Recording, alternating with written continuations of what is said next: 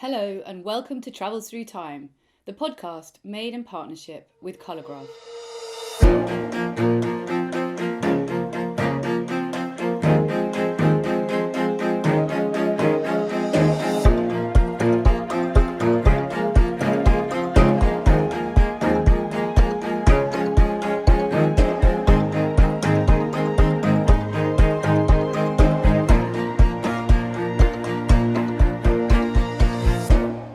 Hi there, I'm Violet Moller. In this episode, we're travelling back to what has been called the calamitous 14th century. There are many parallels to draw with our world today and the period that we will be visiting. In the second half of the 14th century, England was reeling from the effects of an epidemic that puts COVID-19 into harsh perspective. The first wave of the Black Death, which arrived on these shores in 1348, killed half the population.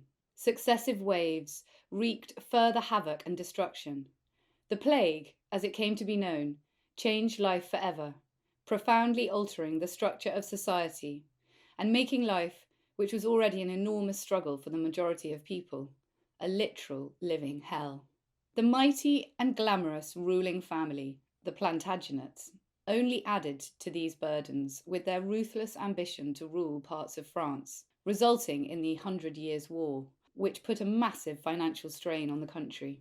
Raising money to pay for their foreign battles was achieved through a series of crippling poll taxes, and opposition to these caused the most dramatic and widespread revolt the country had ever witnessed, as tens of thousands of people marched upon London to vent their fury and frustration. It seems appropriate to be discussing the first major people's revolt at a time when our own leaders are discussing the terms of a new law that aims at limiting the right to protest. The 14th century may be in the distant past, but we are still grappling with many of the same problems. Our guide on this turbulent journey is the historian and broadcaster Helen Carr, whose biography of John of Gaunt, one of the most fascinating members of the Plantagenet family, has just been published.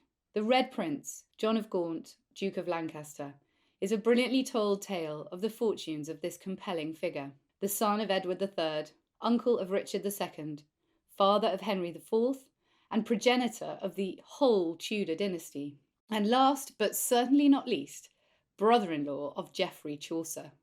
Helen Carr is completing a doctorate in 14th century history, but her career has largely been based in public and media history as a history documentary producer, making programmes for BBC4, CNN and Sky, amongst others. Helen also runs a podcast, Hidden Histories. I'd like to start by welcoming you to Travels Through Time, Helen. Thanks so much for coming on. I'm really looking forward to our talk today. Thank you for having me. And we're going to be talking about your new book, The Red Prince, which is a biography of the legendary John of Gaunt, Duke of Lancaster. And just to begin, I'd like to ask you a bit about how you came to this subject and why you decided to write his life story. Yeah, it's a really roundabout story, and it started actually with a personal sort of travel through time regarding architecture and exploration. So when I first moved to London, one of the things I really liked to do was go and explore certain areas and all of the City of London history, because there's so much around. There's the Tower of London, there's the Roman Wall, there's Pudding Lane, there's all of these great places, and I've always been a massive history geek, so I liked to go and look around. And I read about the Savoy Palace, and it was on British History Online, I think, and I was fascinated, and I thought, this is amazing. There's an amazing palace, like right in the centre of London. I'm going to go and check it out. And I discovered that it no longer exists, and I couldn't believe that there was literally nothing that remained of this incredible townhouse that was just on the bank of the Thames. And what now memorialises it, and it sort of stands in its place, is the Savoy Hotel. But the whole area echoes the Savoy Palace. It's all named after the Savoy, and it was probably the most opulent, splendid palace, rivaling Westminster in London at that time. So I wanted to know originally more about the Savoy Palace, and I went back to university and I did a master's, and I focused on the Savoy and why and what happened to it and why it was never rebuilt, which really led me into John of Gaunt, because he owned the Savoy, he lived at the Savoy, and that my way in was really through the Peasants' Revolt, which we'll come to talk about. Yeah. Goodness, that's so interesting. So you kind of came at it from the angle of architecture rather than straight history. That's fascinating.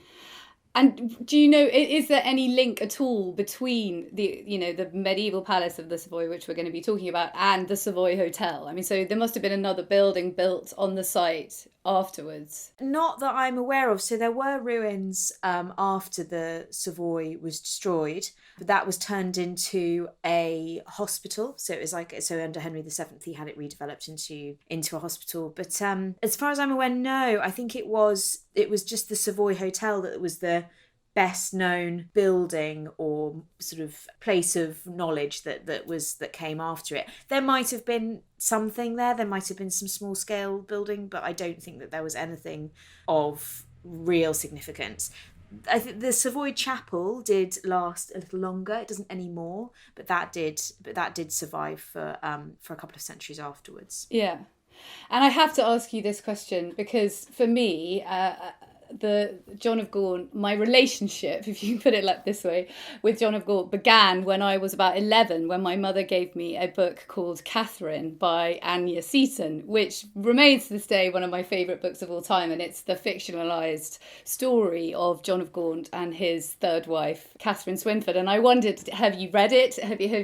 Is that a connection for you as well or not? Yeah, it is. So I read it actually when I was doing my master's, and I love it. I think that it's probably the best historical fiction that's ever been written. Yes. Yeah, I'm so with you. There's so much to John of Gaunt outside of it. But yeah. I think she just writes so eloquently. And just brings them to life. I mean, it just feels it immerses you so much in that world, doesn't it?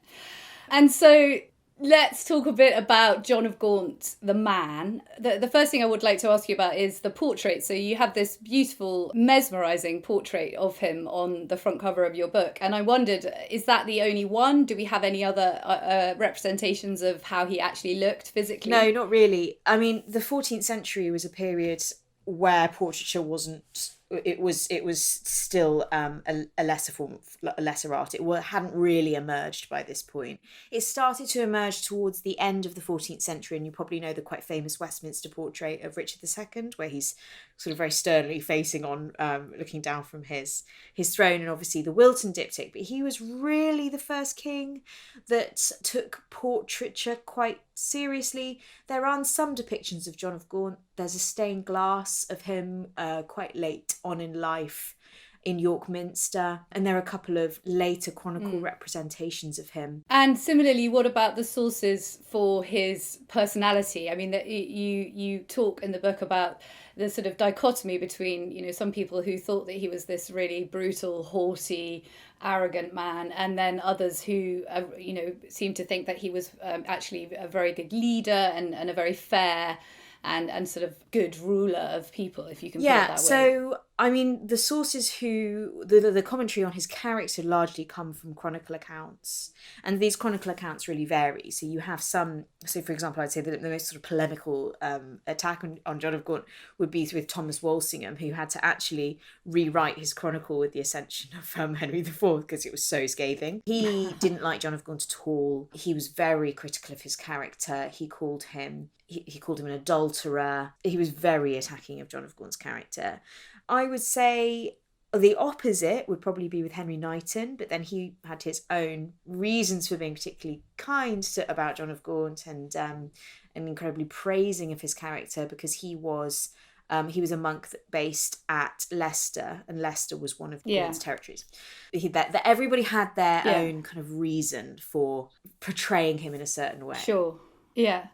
And it definitely seems that he, and I'd like you to explain now a little bit about the role that he played, because, he was, from reading your book, 1 minute he's in Scotland sorting out a truce up there, the next minute he's trying to take the throne of Castile, then he's in France. I mean, he's everywhere. And he was obviously uncle to a very young, initially a 10-year-old king.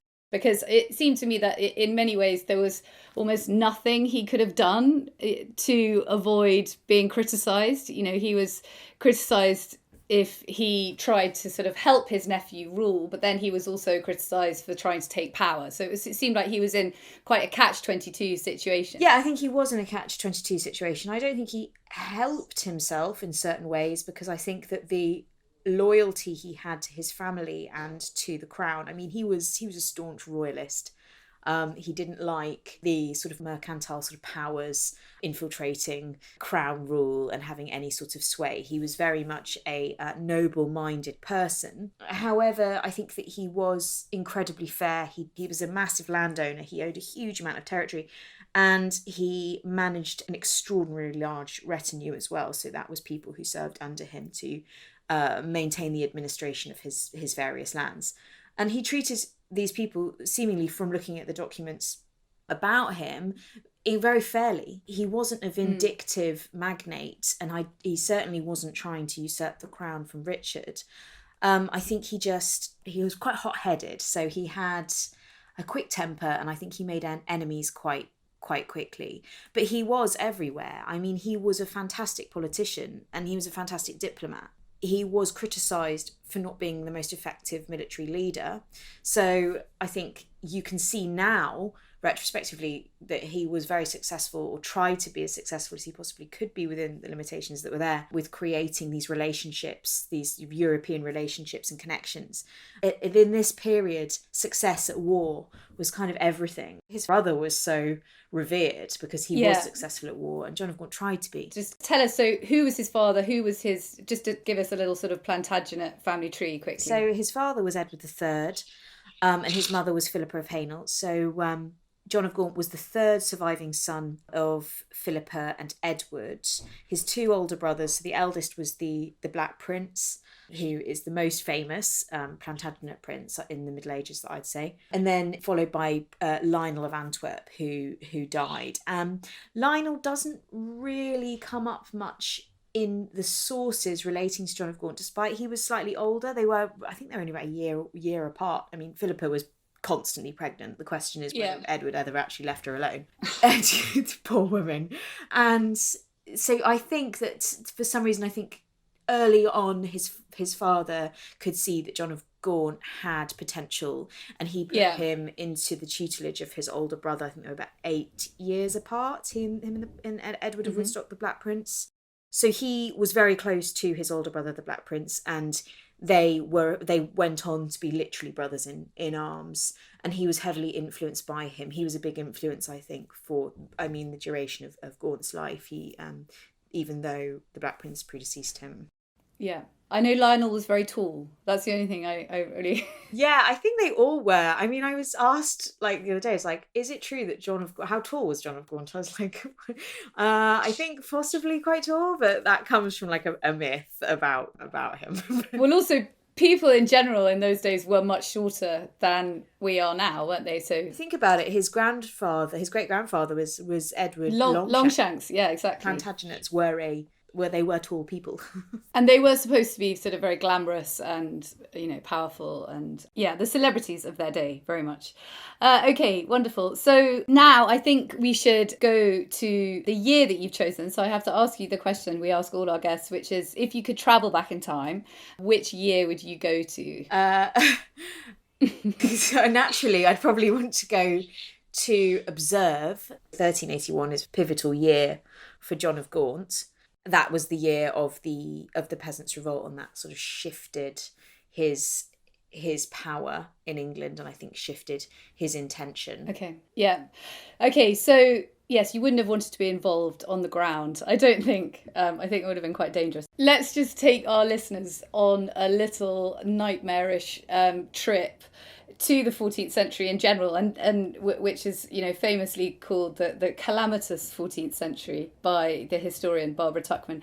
So just give us a little flavour of what life was like in the lead up to 1381, so that we can kind of take ourselves there. Okay, so this is a world that is shaped by a massive epidemic. This plague, the Black Death, the pestilence as they called it, swept through Europe it wiped out an extraordinary part of Northern Europe. And when it came into England in around June 1348, it made its way up from south to north through the country, and it destroyed over half of the population. So an extraordinary loss of life. And as we know at the moment, trying to live and exist and work within a pandemic is incredibly difficult. And you have to remember at this point, most of the working people were labourers. They were people who worked in the lands and the fields. That communication, that connection was incredibly important. Trade networks into Europe, all of this was disrupted by this extraordinary epidemic. So what people don't necessarily realise is that 1348 to 9 wasn't the only. It did actually come back year after year. Some years were worse than others. It was always kind of around. 1361 was another really bad year, and that one I find particularly harrowing because that was called the Children's Plague, because its victims were largely young children. So it's a really difficult, horrible time to be around. But what also shifted was the dynamic between the working classes and the nobility. So that sort of social hierarchy that you see in English history was just blown up to smithereens. People didn't know whether they were coming or going. It was a case of labourers wanted to be paid more because there were fewer labourers. So landowners were requested to pay their tenants and their serfs more. And can you just tell us about the hierarchy just briefly so that everyone is clear how it worked? Because it was very rigid, wasn't it? Yeah, so right at the bottom you had serfs, and following the Black Death there was that kind of contingent of society. It's not that it wasn't there, but it was massively decreased. Then you had the sort of peasant classes. So you had the labouring peasant classes. These weren't people who were unpaid. They were skilled labourers. And so serfs were sort of tied to the land, and they would have had a little bit of land of their own, but they would have worked for the local squire. No, they were unpaid. They were effectively slaves, but they lived and worked on the land, but they weren't paid. They worked on the land for a landowner. Yeah, but they got food and means to exactly live. And then you had the peasant classes, who might have had a little bit of land, but they still lived in fief of the landowner. Then you had labouring classes. So you had people who were skilled labourers, roofers, thatchers, brewers, armourers. Then you had merchant classes. So these were people who were effective traders.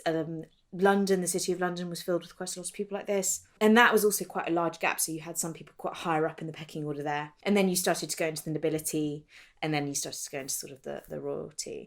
Although nobody was protected from the Black Death, it was largely the serfs and the peasant classes and the labouring classes that were affected. That was the largest loss of life. So when you're losing all of this workforce, it's going to change the structure of things. So the survivors wanted to be paid more for their skills because their skills were so in demand.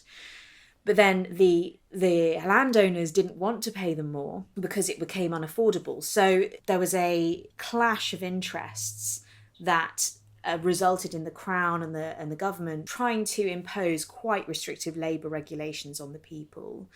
And all of this became increasingly uncomfortable. People in the lower orders were struggling more and more. And as war became more expensive, taxes were raised as well. So in the lead up to 1381, there were 3 quite crippling taxes on the lower orders of society. And it just got to the point where people had enough, and they rose up, and it was the first large, huge scale rebellion that this country has ever seen. And the whole point was to speak out en masse. People marched into London. They spoke out en masse against this unfair oppression. Yeah. Okay, so let's go to your first scene, which we have sort of naturally almost arrived at. So where are we, and what are we watching? Yeah. So this is when the rebels have broken into London. So this is June 1381. So you have 2 contingents of rebels who come from the south. So there's the Kent faction of rebels, and then there's the Essex faction of rebels. The Kent rebels are led by the famous leader called Wat Tyler. He led the rebels into London. There's another leader that has We're not sure if he really existed or whether he was just made up. There's Jack Straw, so you've got Wat Tyler, Jack Straw, and then you've got John Ball, who is the priest of the people, who's preaching that, you know, there was no hierarchy in God's eyes. So he's that's where the term went out and delved in Eve's span, who was then the gentleman. Yeah.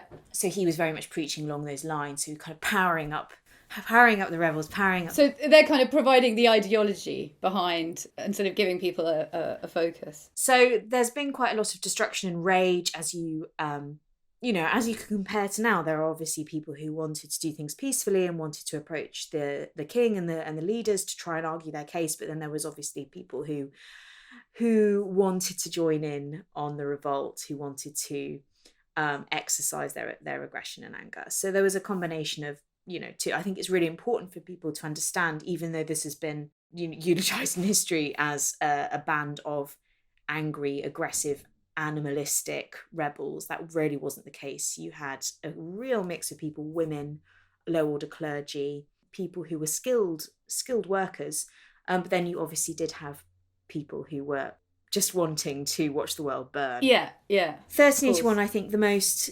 cataclysmic moment for John of Gaunt is when a faction of rebels broke into the Savoy Palace.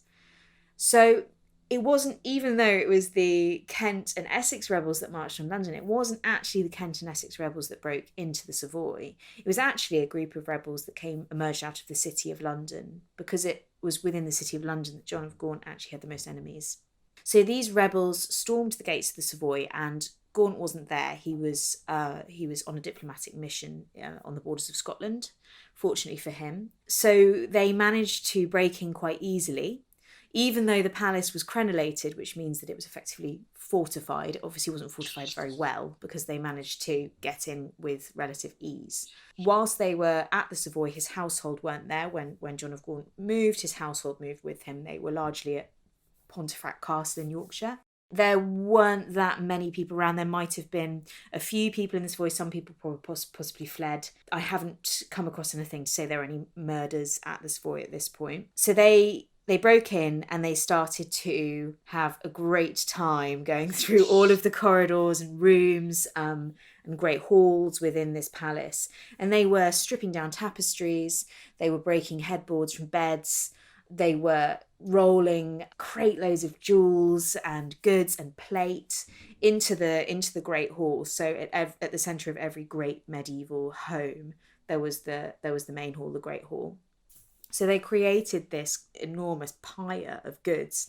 And this is quite remarkable in itself. There's this huge amount of wealth in the Savoy Palace at this point. John of Gaunt is the wealthiest magnate in the country. This palace is utterly luxurious. And they had all of these goods at their disposal. But the point was, they wanted to destroy these goods. They wanted to destroy the rich. They didn't want to steal from the rich. A few rebels did try and steal. They were treated pretty harshly by their contemporaries. I think they were even cut down. So it was a very aggressive and clear statement against the oppression of the wealthy. So they created this enormous pyre, and at one point they rolled these, they must have looked like barrels, and they thought that they were filled with goods like jewels or plate, but they were actually filled with gunpowder, because Gaunt was preparing for a campaign to Spain. They rolled them onto this pyre and they set this pyre alight, and the whole of the Great Hall just exploded. I mean, the scene must have been utterly terrifying. And lots of them must have been killed at that point. Yeah, I'm not sure. Well, there were a contingent of very unlucky rebels. So whilst some were doing this and they were creating this inferno in the Great Hall, there was a handful of others that actually made their way down to the cellars where Gaunt kept all of his delicious wine from Gascony. They basically got really drunk. They had a great time in the cellars. As literally as the chronicle account was, they had a revel. And they became trapped, however, by all the falling rubble. So a bunch of rebels, I think that they said it was around 30, were stuck in the cellars of the Savoy Palace, and it's a very macabre image of them drunk and the Savoy collapses on top of them. So dramatic. Goodness me. Okay, so let's go to your next scene, which is very, very far away from these scenes of chaos and violence. Where are we going next? Yeah, so this is when John of Gaunt finds out about what's happened. How long would that have taken, do you think? Because he was in Berwick upon Tweed, so it's a long way. Yeah. So it was a few days, between like 5 days to a week. Yeah. And what I love about this moment is when you look at the sources, it's like almost day by day, blow by blow, which is so rare for medieval source material. Just seeing what his immediate actions are, and the way of seeing that is with the direction in his account books and his register. So where he was directing his goods to be moved, he was giving orders, and these orders were literally accounted for. So he finds out when he's almost finished the peace negotiations with the Scots, and he tries to keep it quiet for as long as he possibly can in order to conclude these negotiations, because he's aware that if the Scottish nobility find out that there's insurrection going on in England, that might thwart all of the work that he has done to try and create a truce with them. He's not so lucky, and they do actually find out beforehand.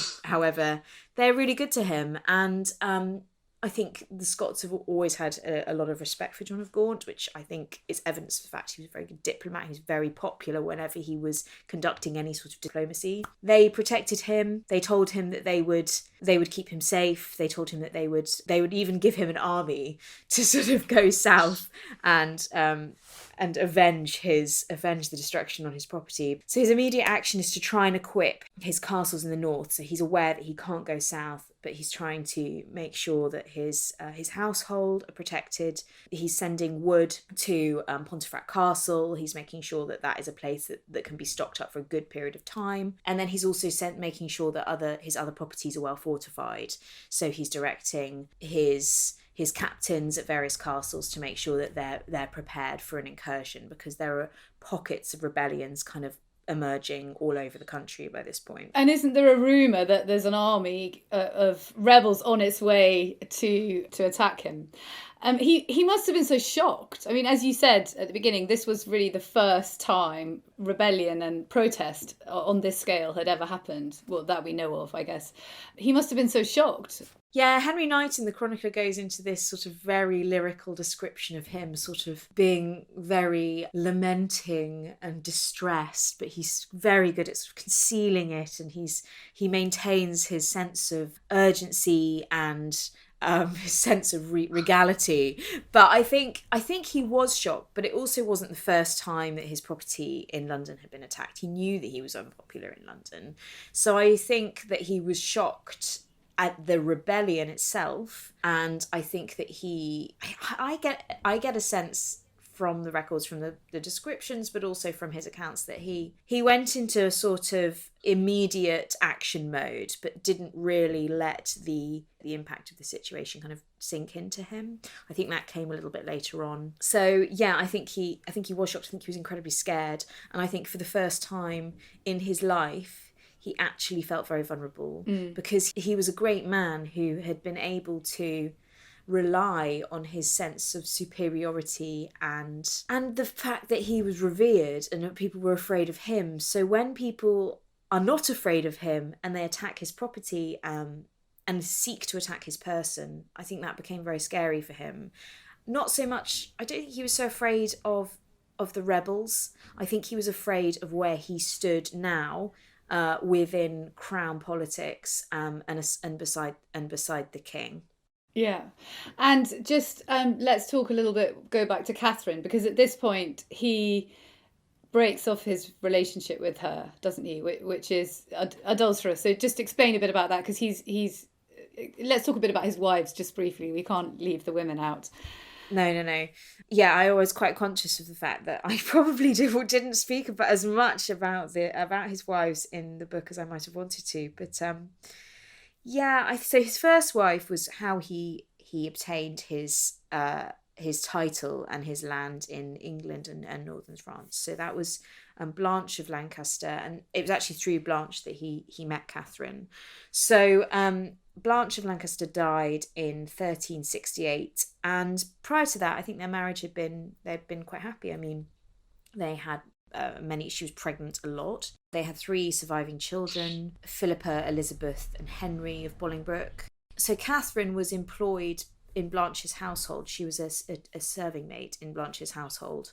And then following Blanche's death, I think Gaunt was also very upset and affected by Blanche's death. I mean, the Book of the Duchess by Henry Chaucer, one of the characters in that is the man in black, and it's almost certain that was meant to be John of Gaunt, and he's this vision of sorrow, and he just reflects he reflects on his grief, and he feels he can't come back from his grief. He acts as a personification of sadness, and I think that was reflective of his feelings about it, also because he chose to be buried next to Blanche later on. Yeah, so Catherine was Blanche's chamber serving maid. Following Blanche's death, a few years later in 1371, he married Constance of Castile.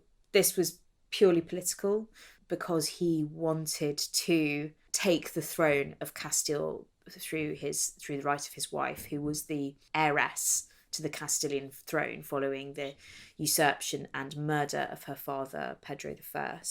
Yeah, and he'd already started the relationship with Catherine by then, not quite. Okay. So he married Constance in Bordeaux. It was a very quick ceremony. It was pretty unceremonious, actually. And then when he came back to England, that's when he formally titled himself King of Castile and Leon, and he changed his coat of arms, etc. So it was around that time, around 1372, that he began his relationship with Catherine, and she was employed as a maestress to his daughters, Philippa and Elizabeth. And a maestress is like a governess. So I think that he was familiar with Catherine up until this point, but he had been in France for like over a year. So it was in 1372 that I think it began, because they had their first child in 1373. Yeah. So I think that's really when it began, and when it kicked off, and when it became also very public. He didn't hide the fact that he was having this extramarital affair with Catherine Swynford, whose husband had also died, and we're sure that this wasn't happening before Blanche's death as well, because he, at the end of his life, he did swear in a letter to the Pope that he had not conducted this affair prior to the death of his wife. Yeah. So why did he decide to break off the relationship at this point in 1381, do you think? Because it was really unpopular. It was incredibly unpopular. She was unpopular at court for having this extramarital relationship. She wasn't a lady of nobility. She was pretty low ranking in the echelons of the noble order. You know, she didn't have a title. She was effectively staff. So she was unpopular, not just with nobility, but also with the people, with the church. I mean, the church is, this is adultery. Yeah. And Gaunt was and it's a sin. flagrantly just having a relationship with his mistress. He went everywhere with her. He toured his lands with her. Yeah. So this was sort of akin to the sort of relationship that Henry VIII was having with Anne Boleyn. And one of the fallouts from the Peasants' Revolt was the ending of their relationship, because I think John of Gaunt, whether he personally blamed this on their relationship or whether he was advised that this was the case, I'm not sure, but it was certainly one of the first things to go. He knew that his attitude, his actions, we need to do something about this because it's all going to go really wrong. Yeah. So he had to make some changes, and he ended his physical relationship with Catherine. They remained in touch, and I think he had a lot of respect for her. She went and lived in Lincoln. She was well provided for, and she had property in her own name. So it's important that she wasn't just living in his property. He did relinquish it under her name. Yeah. So she was independent to a certain extent. But he did continue to send wine to her household. And she had 4 children, 4 of his children. He acknowledged his children by her. And I think that this was emotionally impactful for him, because about a month after the Peasants' Revolt, he had a shrine built in Knaresborough that he dedicated to St. Catherine. And I don't think that is... That's not a coincidence. No way. Hello, it's Artemis. At Travels Through Time, we're incredibly proud to be partnering with Jordan Lloyd and Colourgraph. Jordan is one of the world's leading visual historians. Through his excellent craftsmanship, he brings black and white photographs of the past to life in startling colour and clarity. Jordan's extraordinary work, as well as that of his contemporaries, can be found on the website colourgraph.co. At colourgraph.co, you'll be able to explore the process and history behind the colorization work, but most excitingly of all, you can also buy some of these beautiful photographs as museum-grade fine art prints. They make an unusual and striking present for that friend or family member of yours who loves the past, and they're an excellent addition to any room. Whether it's a colorized photograph of the US Capitol building from 1846, or a candid shot of the Beatles from 1964, you're pretty sure to find something that enchants you.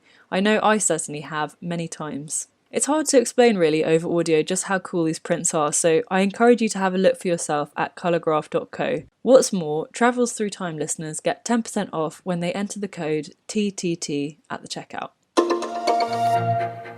Okay, well, let's go to your third scene, which is a bit later on in the year, where we're still in the north of England with John of Gaunt. So what's happening now? Yeah, so following the revolt, he was trying to prepare his properties. He was in an incredibly vulnerable position, and I think what made him the most fearful is when he decided to go to the Earl of Northumberland, Henry Percy, for aid. So he took some of his best men. He actually dispatched the men that he was with and said, go home to your families, make sure that your properties are safe. So I think that it demonstrates he was really good to his retainers. He took a couple of volunteers, his best men, and they moved south. They went to Alnwick, which was the land of the Earl of Northumberland and the property, and he tried to go and effectively stay with him and seek refuge at his property. And he was met on the road by two men, so two servants of the Earl, who gave him a letter that basically said, you're not welcome. And Percy was a very, very powerful landowner. The Percy family were the big landowners in the north of England. They're like the family who are relied on to basically deal with the Scots. Yeah, deal with the Scots, guys. We don't want to know what's going on. Just deal with the Scots. Henry Percy had always, you get a sense of jealousy because John of Gaunt was given quite a lot of responsibility on the borders. He was popular in Scotland and he had a relationship with the Scottish nobility and the earls, especially the Earl of Carrick. Yeah, he didn't like how much sway Gaunt already had in the north, considering he had quite a lot of property there himself. I mean, Gaunt had property in Pontefract, big castle in Pontefract, Rothwell, like you had so much land in Yorkshire, Lancaster, obviously. So there was already this kind of tension, but they had been amicable with each other. They had dined together, a few years before. So it was quite a shock to him to receive this rebuff. I mean, this is the Duke of Lancaster. He was effectively second to the king. He was regent. He was an effective regent for Richard's minority, and then he's being told by some earl that he can't. He's not accepted on his property. And also coming straight after the Savoy being attacked, and it must have really fed into his kind of feelings of paranoia and concern. Yeah. Right, so what does he do? So he's turned away in this really humiliating manner. Where does he go? So he has to go back to Scotland. So he's met at Melrose Abbey, which is this beautiful abbey on the borders, by a party of armed Scots, and he's escorted by spears. So, you've got a contingent of Scottish soldiers who are literally escorting him with spears to, he goes to stay in Edinburgh. He stays at Holyrood, and he waits. And he doesn't hear from Richard for weeks. I think he dispatches letters to the king, and he waits to hear from his nephew.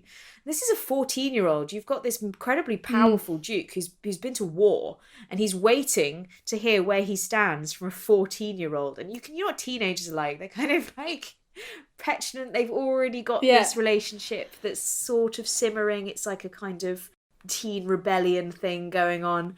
I think that this is the point. The Peasants' Revolt is the moment where Richard II gains his sense of kingship and his sense of autonomy. I mean, it seems extraordinary when I was reading about, he's 10 when he's made king, and they decide not to appoint a regent, which would have probably been John of Gaunt, or he was certainly the sort of obvious candidate. And the idea, I've got children, the idea of them sort of having control over this kind of thing. And then, as you say, now he's 14, so he's a little bit older, but that's almost a worse age than 10 to be given that kind of power. I mean, it's an extraordinary thought, isn't it? Richard's a really interesting character, and I am definitely in the camp of that he was a pretty awful king. He wasn't politically minded. He had this strong sense of divine right. Total divine right, and you can see that through the art. And that never goes well, does it, with kings? Well, I'm king and I can pretty much do what I want.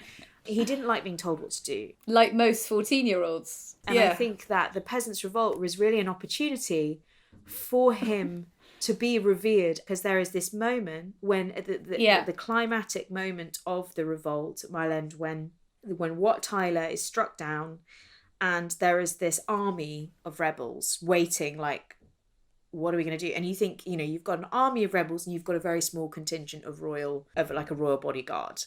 Who's going to probably win that battle? So Richard does take a very decisive action. He rides forwards and confronts these rebels, and he says, I will listen to you. Yeah, I am your king. I will look after you. Go back to your homes. And they believe him. It's a real kind of David and Goliath kind of moment. And I think that he just plays into that. And then I think that he likes waiting for his uncle stewing. Yeah. Gaunt, this powerful man who has basically pretty much up until this point told him what to do, is up in the north. He has no authority, no control over him. And I think he enjoys that. I think he's relishing in these few weeks until somebody says, I think you really need to get to tell your uncle what's going on. So I think he's advised to write to Gaunt and have him return south. But he takes his time.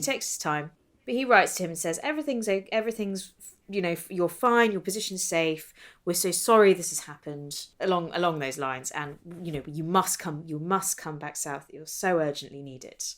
There's this real sense of like, it's just almost this snarky kind of relishing in his uncle's discomfort, and that is such a trait in Richard that you see later again and again. But of course, John of Gaunt has the last laugh, because it's John of Gaunt's son, Henry Bolingbroke, who deposes Richard and takes the throne, isn't it? Yeah, he does, but it's really sad because I personally don't think John of Gaunt would have been very happy about that. No, I'm probably not. I think that he swore on his brother's deathbed that he would protect Richard. I think, at the end of Gaunt's life, he was just desperately trying to keep the peace. All he wanted for his son was for him to inherit the Lancastrian lands and be a successful magnate, and to continue the Lancastrian dynasty, and maybe even try and reclaim and claim Castile in the way that Gaunt had failed, though his daughter was now Queen of Castile. Yet, I don't think he would have seen it that Henry would eventually become the first Lancastrian king. And he did actually die. I mean, they're months apart. Gaunt died in February. And then that's when the rebellion took place, and Henry Bolingbroke landed on the shores of Ravenspur and marched down and unthroned Richard. Yeah. And that was 1399, wasn't it? Yeah. 1399.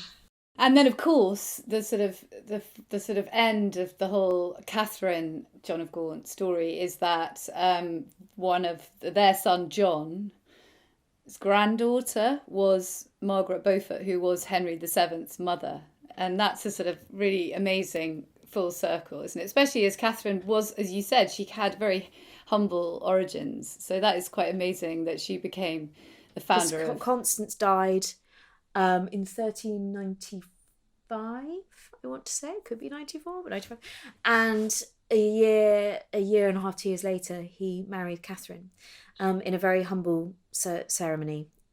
Literally a few years before he died. Yeah, but that's so romantic that they, had those last 3 years together, whatever. She very dutifully accompanied his body down from Leicester, where he died, to St Paul's Cathedral, and she watched him be buried beside Blanche. And I think that is, but I think, I think he was buried beside Blanche because he had a huge amount of respect for Blanche. He respected the legacy that his first wife gave him. He respected the name Lancaster. He was proud of the name Lancaster. She was very dear to him. I do think he loved and respected Catherine. I think he married her in part, I think it was to authorise their legitimacy. Yeah. And also to legitimise their relationship, which had obviously been a really important part of his life and had been something which, he because it was sinful in the eyes of the church. What's really interesting around his last years and his death is there was a lot of seemingly interest and energy taken up in the act of in penance and sort of consoling everything. So making sure that everything was in line, the people that he cared for were well looked after, that he prepared his will very carefully, and he interestingly was laid out to rest before he was buried. It was kind of the usual tradition when a monarch or a wealthy magnate or a prince even died, is that they were laid out for a period of usually around a week, 10 days. And John of Gaunt was laid out for considerably longer than that, with a lot of candles around him. And I think that in itself was, I think it was around 40 days. Oh my gosh. And I think that he genuinely was afraid of his actions in life and how they would affect him in the afterlife. Oh, so fascinating. Thank you. So there's one more question, which is, if you could have picked something up from one of these scenes and brought it back with you and put it in your house, what would it be? I would like something from the Savoy Palace, honestly. So maybe like a tapestry. Maybe a tapestry or something from the Savoy. Good choice. You don't really see later on. It was very much kind of medieval artistic tradition that in the emergence of paintings and portraiture kind of ceased. Really beautiful tapestry or something to serve as a memory of his palace, which was really a representative of the House of Lancaster, of that dynasty that he so respected and so carefully wanted to maintain and keep safe. Yeah, well, he was a great patron of culture, wasn't he? I mean, he was very interested in the arts and all that kind of thing. So that would have, and stuff that he'd personally commissioned. So I think that is a great choice. A great choice. Thank you so much, Helen. This has been an absolutely fascinating travel back in time today. Thank you so much. That was me, Violet Moller, talking to Helen Carr the other day. Her book, The Red Prince, has just been published by One World and is available from all good bookshops. Hopefully, by the time this episode goes out, those bookshops will have been able to open their doors to customers again. Thanks so much for listening. Until next time, goodbye.